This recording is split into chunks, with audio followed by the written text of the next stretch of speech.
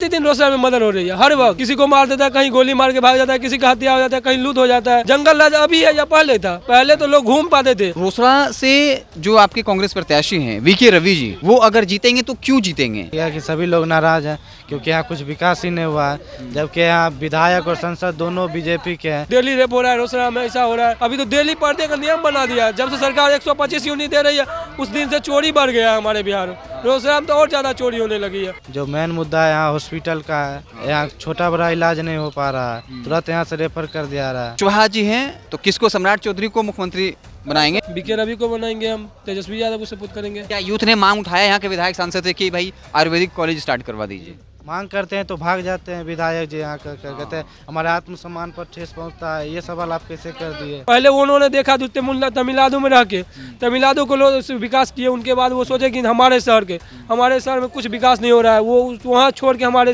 Retire करके। तो भाई जनता वोट करेगी ना कि बिजली फ्री मिल रहा है? फ्री दे, लेकिन फ्री थोड़ी दे रही है, वो चोरी करवा रही है।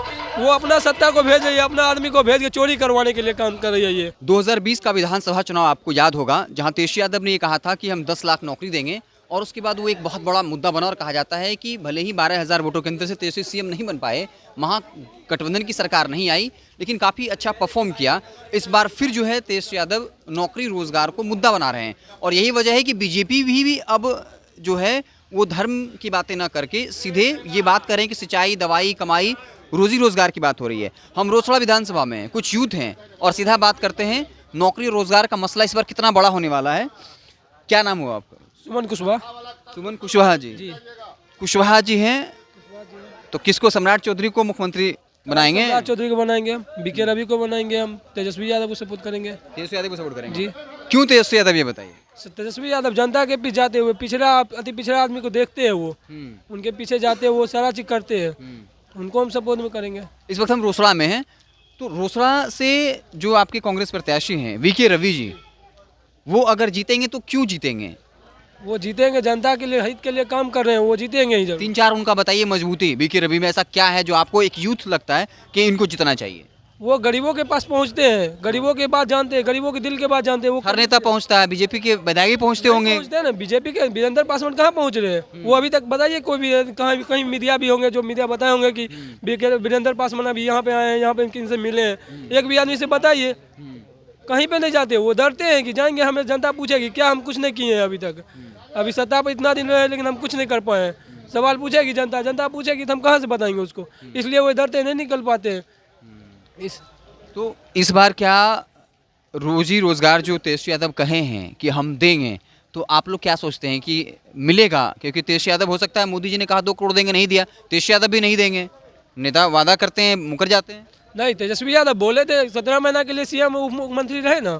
वो बोले थे नौकरी देंगे, नौकरी दिए भी। अब तो उसके बाद अब सीएम आएंगे तो वो बोले सीएम में भी तो कि नौकरी देंगे। वो आप कह रहे हैं कि उप मुख्यमंत्री रहते हुए किया तो मुख्यमंत्री बनेंगे तो और क्या पावर होगा, तो और करेंगे। हाँ, चलिए कुछ और आप बताइए। रोसड़ा विधानसभा में इस बार कौन मारेगा बाजी? इंडिया महागठबंधन के प्रत्याशी जो हैं वीके रवि जी, या फिर बीजेपी के जो विधायक हैं वो फिर से विधायक बनेंगे?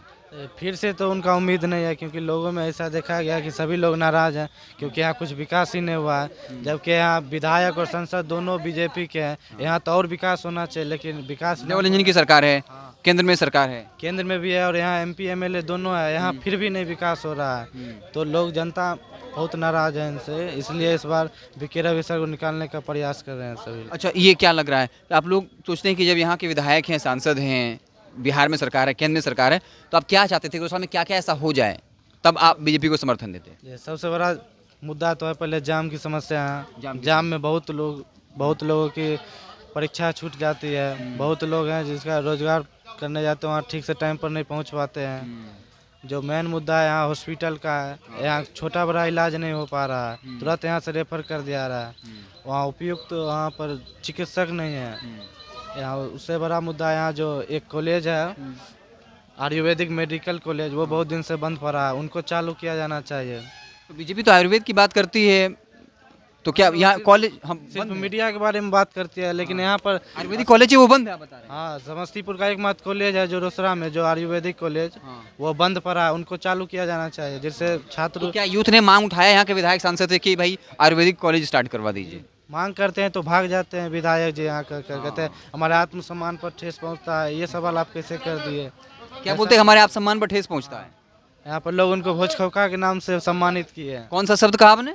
भोज खौका यहाँ ये क्या होता है? भोजखोखा क्या होता है? मतलब जैसे आप बुलाए भोज खाने के लिए या कहीं खाने पीने को, वहाँ सिर्फ आते हैं। जैसे मीटिंग होता है बड़ा बड़ा, जैसे बोले थे प्रभात खबर वाला मीटिंग हुआ, उसमें नहीं आ पाए। बड़ा बड़ा जो इवेंट होता है उसमें नहीं आ पा रहे, जो इसमें मुद्दा की बात होती है।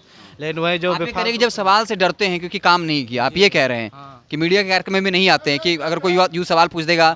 अच्छा, इसी कारण वो नहीं आ पा रहे। चलिए कुछ और ये सवाल पूछ लेते हैं कि इस बार जब अमित शाह आए तो बार बार वो कह रहे हैं जो गठबंधन है कि ये लोग आए तो जंगल राज आएगा, और ये बात ओसामा साहब को टिकट जो दिया गया तो कहते हैं कि ये लोगों को टिकट दे रही है, मतलब तीसरी फिर से जंगल राज लाना चाहते हैं जो 1990s के दौर में था।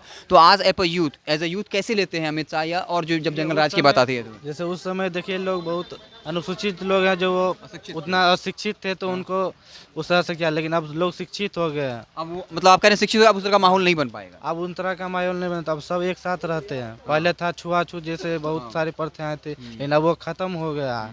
अब लोग क्या लगता है जो अमित शाह कह रहे थे कि ये लोग आएगा तो फिर से जंगल राज लाएगा, इस पर आपका क्या जवाब होगा एज यूथ? क्या आप लोग भी को लगता है कि आ जाएगा जंगल राज? डर लगता है? जंगल राज कैसे मानेंगे? अभी तो 20 वर्षों में, मेरी उम्र 18 साल हुआ और 18 साल में हम जब से देख रहे हैं बीजेपी की सरकार है। बीजेपी की सरकार देख रहे हैं प्रतिदिन रोजगार में मदद हो रही है। हर वक्त किसी को मार देता है, कहीं गोली मार के भाग जाता है, किसी का हत्या हो जाता है, कहीं लूट हो जाता है।